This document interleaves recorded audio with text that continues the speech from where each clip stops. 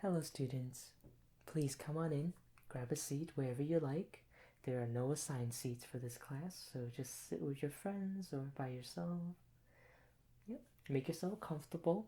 This class is gonna be around 20 minutes, and as soon as we're done, I'll let you guys go. So yeah, do make yourself comfortable for this session. And welcome to your very first math class. My name is Alex, and I'll be teaching this course for the semester. You don't have to call me professor or mister or anything. Just go by my first name would be okay.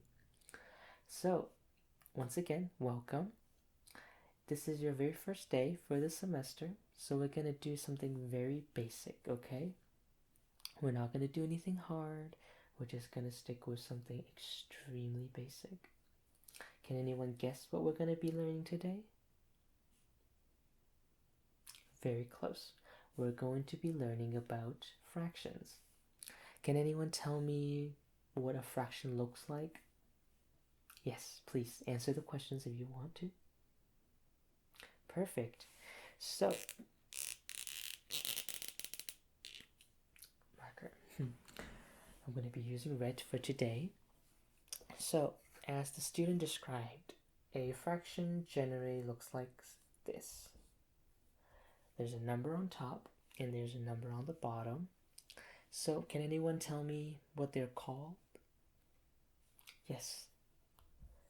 Very good. The number on top is called the numerator. And can anyone tell me what the bottom number means?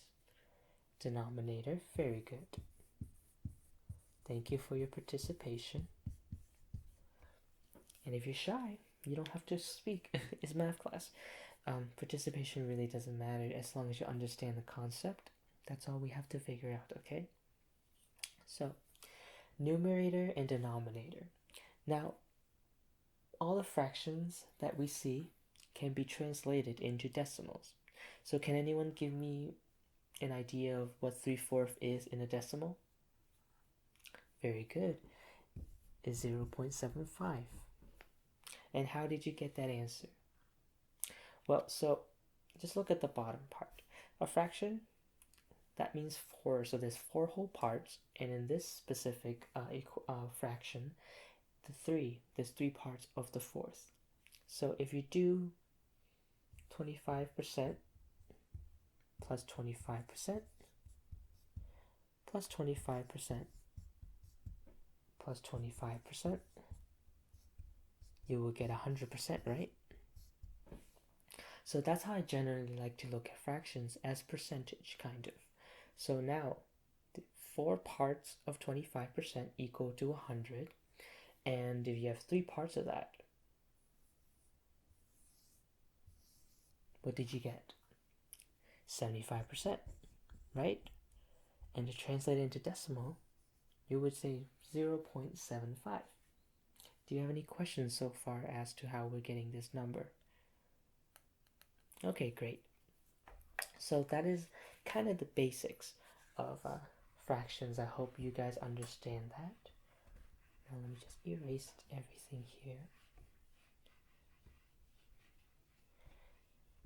Now today we're not going to be focusing on how to find a decimal of the fraction or translating the fraction into decimal. Rather, we are going to be focusing on improper fraction. Now, I know some of you are very eager to answer me what a improper fraction is, but I'll just write it out for you, okay? So, an improper fraction is when the numerator is greater than the denominator. So, for example, we have 5/3, okay? What does that mean? There's 3 parts, but there's 5 altogether of the 3 parts. That exceeds the denominator. So that is what we call an improper fraction.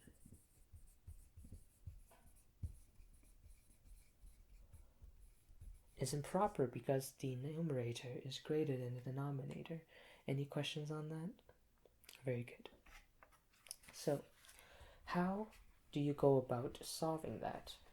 Well, today we're going to make improper fractions into a whole number fraction.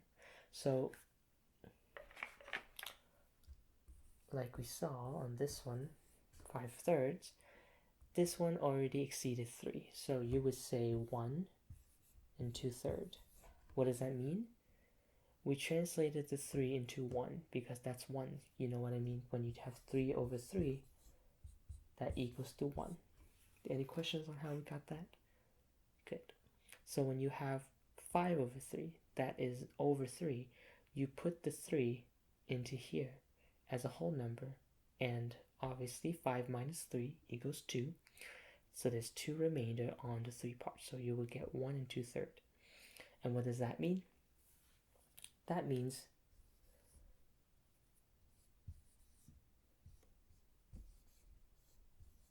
two-third plus 3/3, and you would most likely get 5/3.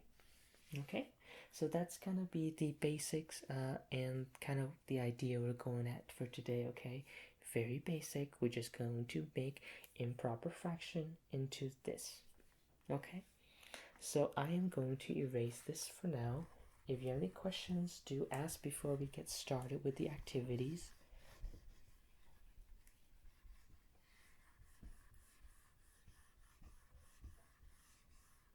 No? Great, we can get started, okay? Let's use a different color.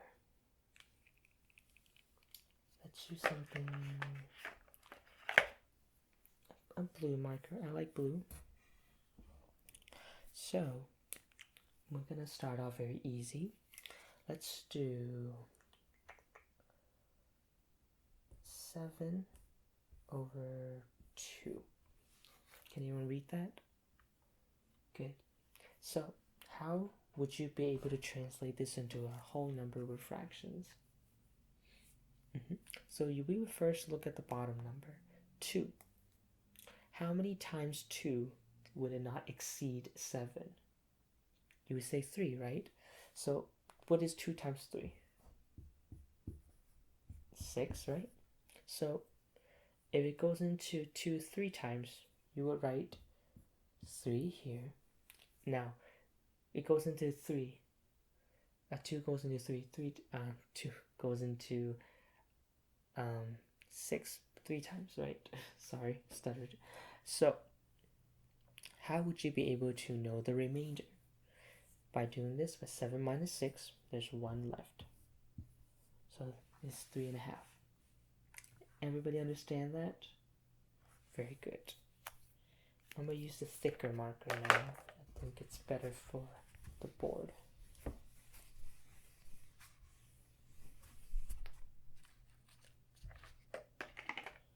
Go back to red, eye-catching a little bit. So another question would be, how about this one? What is 6/3 equal to? Very good. It would equal to 2. Can anyone tell me why that is? Perfect. Like we said earlier, how many times does 6 go into 3? Or 3 go into 6? 2 times, right? So when you do 3 times 2, you would get 6. Do you see any remainder on that? There's no remainder. So that means there's no point of a fraction. You don't need it because 6 is divided by 3. This line kind of means division. You know what I mean? It's like saying 5 divided by 5. You will get 1. Great. So that is instances where fractions can end up being whole numbers and no fraction remainders. So it's very important that you understand that. And I'll give you some more improper fractions and you can solve them, okay? Let's do this one. 10/3, or 10 divided by 3. How many times do you have to times 3 to get as close to 10 as possible, but not exceeding it? 3, very good. So what is 3 times 3? 9. And if it's 9, we write 3 over here first for going to 3 times. And how many remainder do we have? 1/3. Do you understand a little bit? See, if you do division, I think if you do 10 divided by 3, you get 3.33. Obviously, the 3 goes on forever. But if you look at here, 3 whole number, right? This translates into 3. And 1/3. What is 1/3? 1 divided by 3, you would get approximately 0.33. And the 3 goes on. So as you can see, by translating it into whole numbers, you can identify this number. You know what I mean? This is very fun once you understand how to do it. And I obviously have a lot of fun doing these with you guys. I'm a big fan of fractions because they're very fun to solve. And as you will notice in the future, fractions are used very often, especially when you want to talk about statistics. People use percentage. They use 25% of the survey, da da da. What is 25%?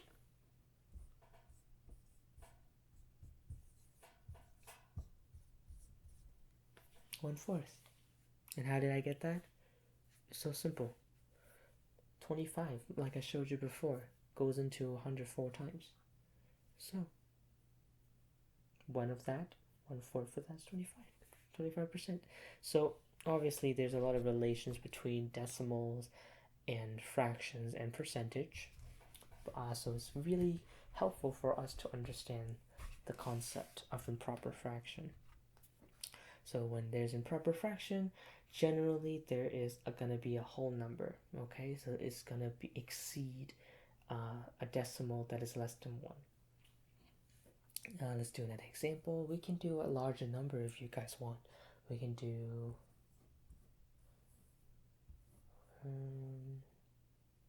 7. Now, 7 times what as a whole number gets us closest to 52. Very good. So 7 times 7, we would have 49, right? So the 7 translates into whole number because it goes into 7 times. Now with 49, how many remainder do we have? 3. So you would get 7 3 sevens. Kind of understand? So it's going to be 7 dot whatever number this is. 3 divided by 7 is, okay? Let's do another one.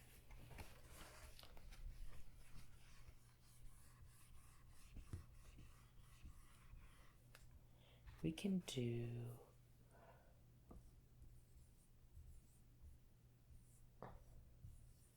135 over 12.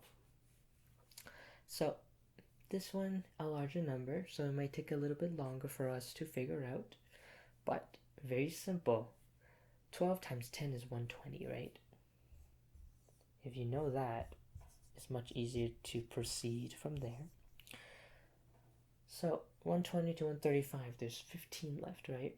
So 15 is greater than 12. That means there's one more you can go into it. So you can do 12 times 11 and you get 132, right? So now we know it goes into it 135, as close as 135 11 times, because you know these two number times you get 132 with 3 remainder. So far, just wrote that off, 11, 3, 12. But here's the trick. It's not over yet. Why? You can simplify the fraction. How do I know that? Because I know 12 is divisible by 3 as a whole number. So you would translate this into 1/4. Very simple, right? How did we get there? 12 divided by 3 equals 4. 3 divided by 3 equals 1. So you just gotta find a common number that they're both divisible by. And now we get 1/4. So 11 1/4 is the answer for this question, if you want to translate this into a whole number with fraction. Any questions so far?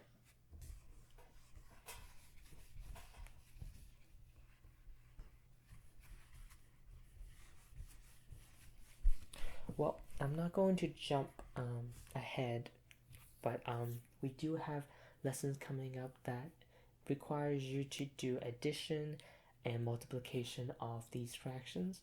Um, Generally, I personally like to start off with improper fraction first, knowing the basics of how to change it into a whole number fraction and simplifying it. So I'll just give you like a very simple idea of what we're going to be doing next class. We're going to be doing addition in fractions. And how do we do that? I'll show you an example, very simple.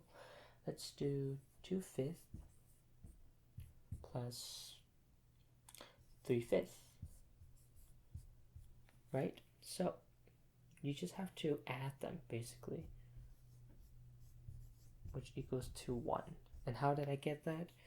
If 3/5 plus 2/5 equals 1, because it's 3 parts plus 2 parts, and both of them have 5 altogether. That means you add the top, the bottom stays the same, and then you simplify it. Simple, right? But that's not always the case. Why? Because life is difficult. We sometimes get something like this.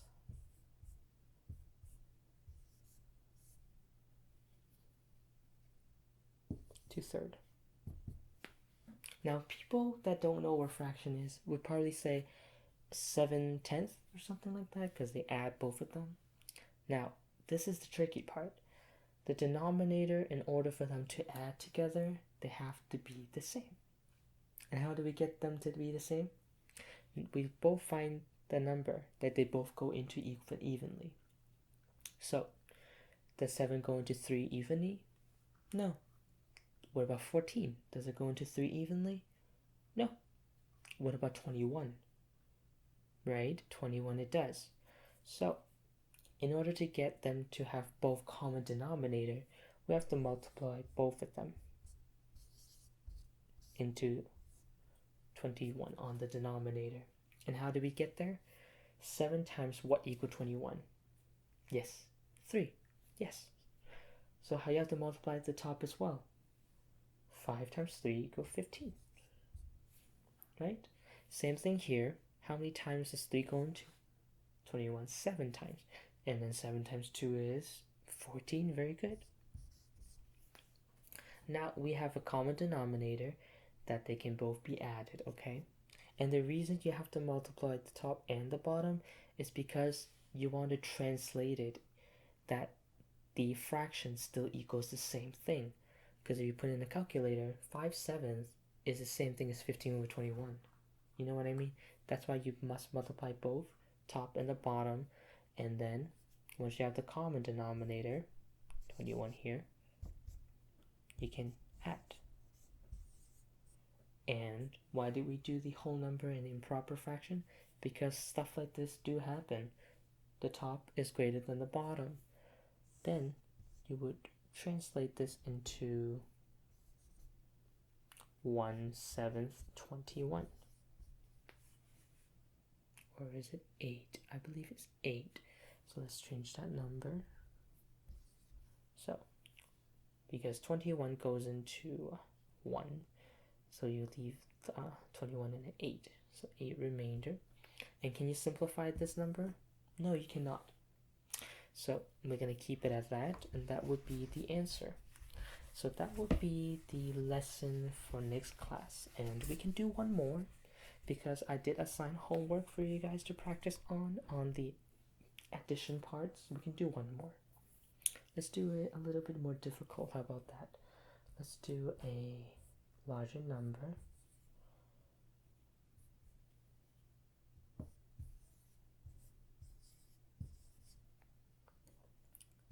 Oh, this addition, sorry.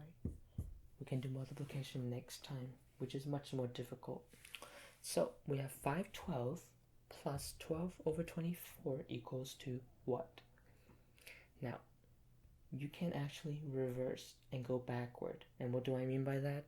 Finding a common denominator where both go into evenly, but instead of going up, we go down.